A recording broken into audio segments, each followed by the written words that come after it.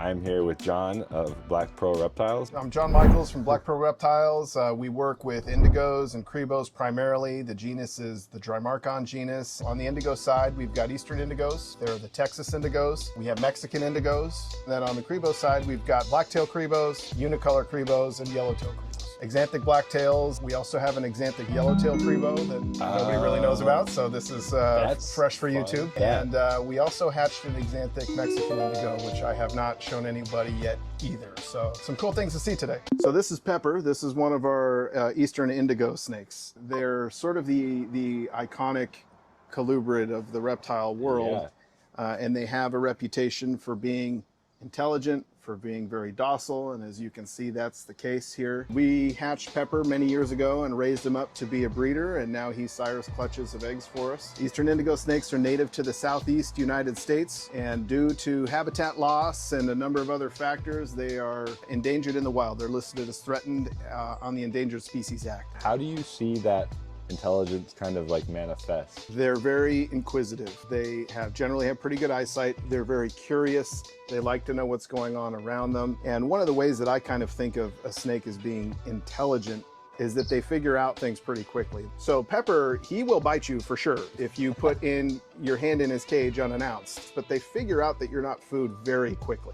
Once you put a hand on him, or I use sometimes a cage hook, and he knows that he's not being fed and that he's gonna be picked up by me. I do believe that they recognize people. I don't get that feeling from other snakes. So indigos get their name. The word indigo, means of a purple color, is that they do have an iridescent shine in the sun.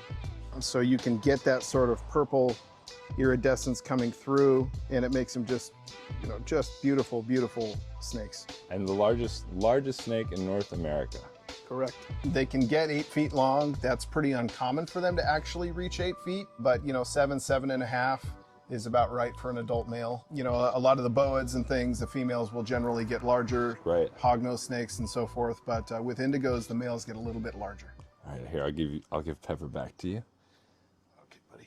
Checking my blood pressure over here. All right, who is this guy? So this is a Texas indigo. This is another adult male. His name is Sangre. Sometimes when they're trying to communicate with you, he stopped doing it now, but they'll rattle their tail, which a lot of snake species will do. This one has a very classic Texas indigo snake look. Texas indigo snakes will be a dark, large snake, just like the Eastern indigos. However, they'll have sort of a copper type color that can be mixed in with the black in the dorsal area, so you can kind of see that. It's not uncommon for them to have a pink or a salmon colored orange throat and neck. And do you find a difference in temperament between these and the Easterns? On average, I think the Texas indigos maybe are a little bit more likely to be feisty, particularly as a baby. They can calm really quickly with handling. When you work with your animals, I wouldn't, say if you want something tame, get an Eastern. A Texas can be just as tame as an Eastern.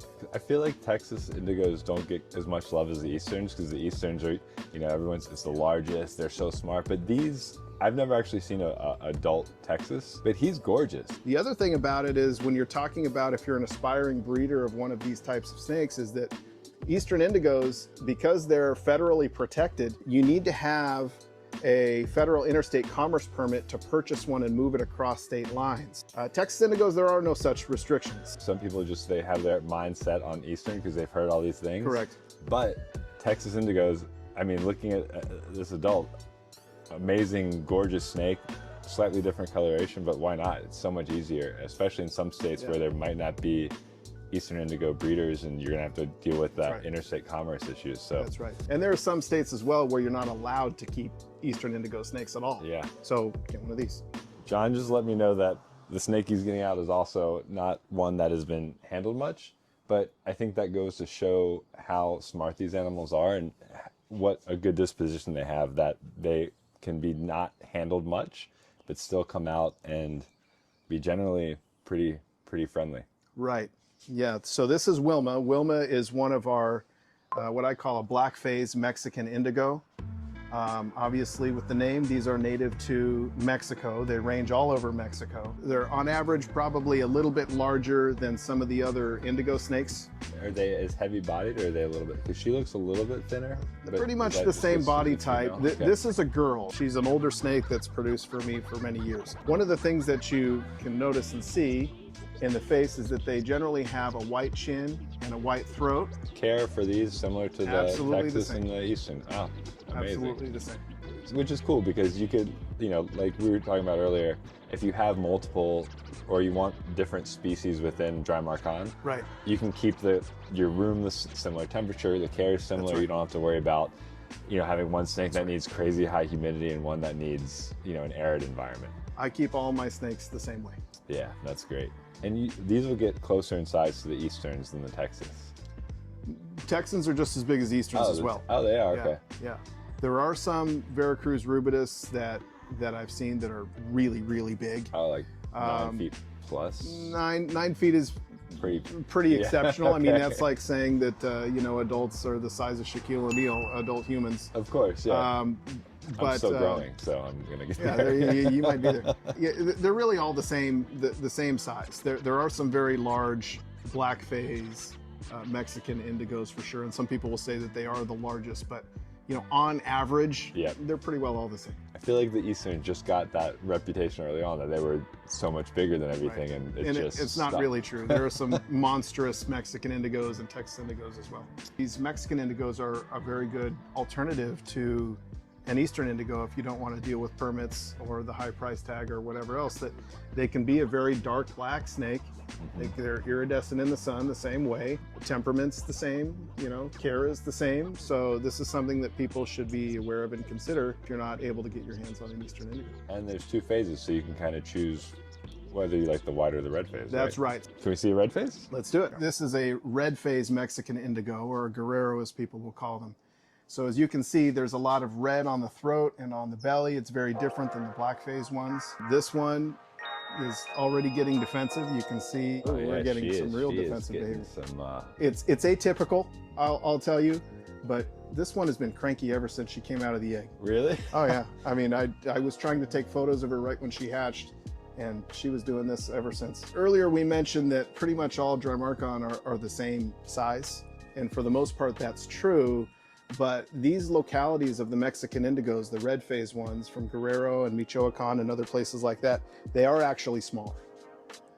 So the smallest of all the indigos are the red phase Mexican indigos in my experience anyhow. I love that you have all the different species, because when people are looking for something, they hear Eastern indigo and that's it. And they're like, oh, I don't know if I have that much space. Right. It's a great alternative. An adult male of the red Mexicans is generally more like 6.5 feet. That red is often mottled into the dorsal part as well. And so variables when you're looking for a red Mexican indigo is how clear are the colors. It can be a red, it can be an orange, sometimes it's even more of a yellow color, but then also how much mottling is on the top. Way more variable in color and pattern than really any of the other types of indigos and cribos. Are you trying to breed for like higher color? I try to have all looks. Yeah. To be honest, I don't spend a ton of time thinking about trying to produce certain colors. Yeah. What I really try to produce are animals that are thick and strong. Inbreeding can be an issue with some of the Drymarchon species. When I'm choosing what male is going to go with what female, I'm thinking a lot less about, hey, I want more red or I want more modeling. And I'm thinking more like, these are really unrelated. This one has really good, robust babies. That one has really good, robust babies from my experience in the past in breeding them. That would make a good pairing, and that's generally what I focus on a little bit more. I love hearing that, because I feel like that's what the hobby needs, is good bloodlines, less inbreeding, more focus on healthy animals and even temperament, you know? That's right. Versus just let's see what we can That's right. We can That's make. right. It's a slippery slope to be line It breeding is. animals for certain colors or morphs or whatever. The interesting thing about this one, which I have not really shared publicly yet, is that when this snake hatched, and you can see the red colors on this, this is a typical look for baby red Mexican indigos. There was a snake in this clutch, sibling to this one, that had 0 red at all. This snake came out of the same clutch as that last female. And after hatching dozens of red Mexican indigo clutches, I've never seen anything like this. There are black phase Mexican indigos from Sonora that can have these really crisp and white bellies, but that's not this. This snake came out of a clutch of red Mexican indigos. He's a lot calmer than his sister. Way calmer. But you can see there's no red in there, there's no yellow in there, there's no orange in there, just a really bone white stomach and face. So for YouTube, you know we're gonna say this is the first Axanthic Mexican. You know, you could be right. You know, I'm not. We'll say it, and if you've seen another one, you can leave something in the comments and tell me that. I'm not arrogant enough to think that I know everything about everyone's collections, but this is the first that I've heard of. You didn't want to hold the last one. I was like, I'll wait on the last one. She like, I was like, I don't think she's gonna bite. But I was like, we'll just pause on that. This one's a little safer. Yeah. You don't really know what it's like to own an indigo until you own one. Yeah. Yeah. You know, you can hold one and all of that, and you get something of an idea of what you're getting into. But when you're interacting with them every day, it's a different kind of animal. I feel like the king rat might be my like gateway into getting into more colubrids. Onto some of the Cribos. Let's on to some of the Cribos. Ooh, blacktail. Okay. Yes. Okay, so this is a blacktail Cribo. This is a female. This is a large adult female. Her name is Nika. She is actually wild caught. And I got her from an importer from Nicaragua. I like her because of her color. Kind of typical blacktail Cribo colors. You can see that they are active snakes. They will calm down and just sit with you, but in general, particularly with youngsters, Cribos and indigos are all flighty. Identifying characteristics of blacktail Cribos. Obviously you have the black tail. And these are some of my favorites because I love the contrast between the yellow body and the black tail. The other thing that people like about Cribos are the eye markings, the face markings, the neck markings. She has a bit of a scar on her neck here that you can kind of see. Oh yeah. If you're familiar, a lot of snakes, when they're breeding, that the male can bite the female. And that happened to her, but indigos and Cribos have just really strong jaws. They're not venomous, they're not constrictors. They bite and overpower their prey and just start swallowing live or dead. And that's what they do. Blacktail Cribos, again, care is the same, size is the same. These will get to be the same size as the Eastern indigos, the Texas indigos. Males are a little larger, 7.5 feet. Females are a little bit more like 6.5 to 7 feet. This is an adult female. And looks like a great temperament, even though she's a wild caught. She's a wild caught snake, you know, and again, I don't handle her frequently. So this kind of goes to show you that while you do have individual variations in temperament between individual snakes, for the most part, indigos and Cribos calm very quickly. And you see that she's done that. She's never tried to bite me out of defense. And despite being, you know, active and flighty, she's not going to. I also like too, on like her belly, you almost have these like tiger stripes, which is really pretty. I've never noticed that before on the Cribos. That's right. Yeah. And the war paint on the face is really cool. So this is an Axanthic blacktail Cribo, and the Axanthic gene means that it is missing any kind of yellow pigment. So what you saw in the last snake as being a straw yellow color is missing, and this is more of a silvery gray color, but continues to have the black tail. So this is a female. She's a very large female. Yeah, she's pretty. I like that. The color on her is very cool as well. You don't get the contrast as much with the Axanthic on the blacktails, huh? That's right. Yeah. That's right, because you've got that darker top half as well, Yeah. but you still have that face pattern. You still have that neck pattern. She's, I would say, almost closer to like a king cobra color. Right. Right? Yeah. Right. And look how nice this girl's just chilled out right now. Yep. Just hanging out. Hanging out. She's a big old girl. Yeah, she is a big girl. You know what? I don't have any unicolors here at all, so we won't show those. So the only thing we have left are yellowtails. Cool. Ed is pushing 8 feet and is an absolute savage. Love it. Yeah. So, yeah, I gotta stretch before they get out. You need a cage hook for Ed sometimes. Ed is one of our Yellowtail Cribos. You can see him coiled up here. He's exceptionally brightly colored. Yeah. He has a lot of really cool banding which not all yellowtails have. He's got a really nice yellow head. This is an exceptional example of a Yellowtail Cribo, and I would love to get more offspring from him, but the problem is Ed is just an absolute savage, and he tries to eat every female that I put him with. Typical Ed. Yeah, you know, Ed, he's just naughty. I can't seem to figure him out. He just wants to eat everybody. He is a big boy. So he's a big snake. He's very yellow. He doesn't particularly like being held, but I don't want to make this sound like Yellowtail Cribos have a more difficult temperament. There are a lot of them that are very docile. Ed is just not always one of them. But as you can see, he can be reasonable. If you treat him reasonably, he will generally respond with being reasonable. You can see he's puffing up his chin a little bit there. But he's just a big, impressive animal. I wish he were just nicer to the ladies. Ed, you gotta be nice to the ladies, man. Right. Stop eating them. They can often be sort of a uniformly gray color or a dark gray, gunmetal gray on the top. And then obviously, as their name suggests, they have a bright yellow tail. And then, you know, the brightness of the yellow is something that you look for and all of that. So I have all different looks of the Yellowtail Cribos. They can be variable. Most of them, though, sort of have a dark body with a yellow tail. And sometimes they can have that kind of banding in the middle part of the body. Yeah. And then the amount of yellow on the stomach. Ed is just yellow all the way through, which is part of what makes him exceptional. Most Yellowtail Cribos don't have that. Yellowtail Cribos do get a little longer than some of the other Drymarchon. They're generally a little bit more trim, although Ed's a pretty thick dude. Yeah, he is a beast. But he really is an absolutely gorgeous animal. Like this, the banding on him from almost his head down to his tail is amazing. Ed, you gotta be nicer. Make some cool babies, dude. Come on, Ed. Come on, Ed. And you can see he just doesn't really settle. He's moving his bottom half around a lot, just trying to get a grip. He's not really generally comfortable with being held. But, you know, again, as you can see, he's reasonable. Yeah, yeah. You know? He hasn't opened his mouth, anything.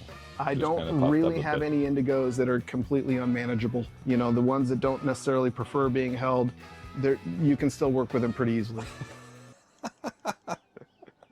Yeah, Ed's got a sense of humor. Yeah, Ed's a funny snake. You also have Axanthic of this That's right. species. So I acquired a wild-caught Axanthic Yellowtail Cribo from somebody. And so I'll show you that one next, and you'll see. Again, the word Axanthic means not having yellow. So in a Yellowtail Cribo like that, you're kind of taking away one of the best qualities of the snake, but I'll let you decide. This is an Axanthic Yellowtail Cribo.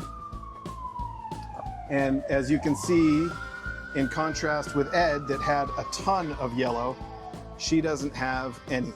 Yeah. So she has that, you know, gray dorsal. If you look close, there is some white banding and there's also some black banding in there as well. Oh, yeah. But when you look at the tail, we don't have the yellow tail. We've been excited to breed this one. She produced a clutch of eggs last year and she produced another clutch of eggs this year. We've kept all of those babies and we're raising those up. The babies are not Axanthic, but interestingly enough, some of them hatch without having any yellow. And I got all excited thinking, oh, we get some sort of a silver color. But they developed some yellow as they aged, which was kind of interesting as well. So we're continuing to explore the way the Axanthic yellowtails work. Looking at her, maybe know like, okay, she's some sort of Cribo, but it wouldn't be immediately obvious that it's she's not a as Yellowtail. obvious. You know, it took some time to get her established after being, you know, a wild-caught import, and then get her being able to breed. She was a young sub-adult when we got her initially. She was in great shape when we got her. The person I got her from took really good care of her, and now fortunately she's produced a couple of clutches of eggs for us. So cool. We're excited to see what happens there. So she's an Axanthic Yellowtail. Is she like probably one of the few, if not the only? I've seen Yellowtail? a photo of another Axanthic one from many years ago, and I've heard of an Axanthic here or there, but to my knowledge, no one in the pet trade currently has them. But again, I could be wrong. John gets wild caught because he's very familiar and obviously has been doing this for a long time. Right. As a pet, don't buy a wild caught. Right. Buy a captive bred, U.S. captive bred, hopefully, and just save yourself the headache. You don't know the history of your wild caught animal before it shows up at your house. And at some point it was collected out of the wild and kept in some sort of enclosure Right. while it was waiting to be exported, and then it gets exported and so they can be parasitized, they can be dehydrated, and it can take some time to get a wild-caught animal climatized and healthy. And some of them come in great shape, some of them don't. Some of them look great, but they're really not internally. So the safer bet is to go with a captive bred one. Yeah. I would agree. Anything else? Yes, I have one more thing that I can show you. All right. The next one is a different color variation of the Black-tailed Cribo. It's not a morph like Axanthic. This is more of a locality thing. Okay, so this is one of my holdback red Yucatan Black-tailed Cribos. Wow. As you can see, it's got kind of a reddish orange color, some yellows going on in there. It still has that signature face marking and the signature neck stripe Yeah. and the black tail, but yet it has more, instead of a straw yellow body, it's got more of that reddish orange. Definitely a cool locality. Right, Yeah, so they don't wow. all look like this. This is one of my holdbacks, Okay. Yeah. but they can be variable. They can be sort of more brown than yellow or reddish brown. They can be more of an orange color. They can also have varying amounts of mottling, meaning black flecking throughout the body. This one's also getting a little He's a defensive little bit with me here defensive. too. Yeah, look at him. That's all right, bud. All right. He hears the sirens. He was Right. like, yeah, yeah. Yeah. And as you can see with this individual, while it's a very clean belly with not a whole lot of markings on the belly, there are a lot of black flecking and things in the body, which is kind of neat. Yeah, that is really. And you can see the skin in between the scales is red as well. It's a cool shade of red. It's not just like that bright red that you get on some snakes. It's like a Right. crimson. Yeah, it's like Yeah. more of a brick red. Yeah, really cool. You were like, oh, I have the Axanthics and stuff. I was like, oh, I'm gonna like those because it's always cool seeing Axanthics. Right. But with the Cribos, I think the wild type, whether it's this locality or the other wild type, are probably what I would prefer. Your preference, right? And then the Axanthics last because they have such beautiful coloration and that contrast is so nice. Right. That's one of the things I love about the blacktails is the contrast between the body and the tail, face markings, the neck stripe. They're neat. Now that we've seen all the different species, if you were going to come in and just grab a snake and hang out and relax, you don't have feedings or anything to do, Right. which snake are you grabbing?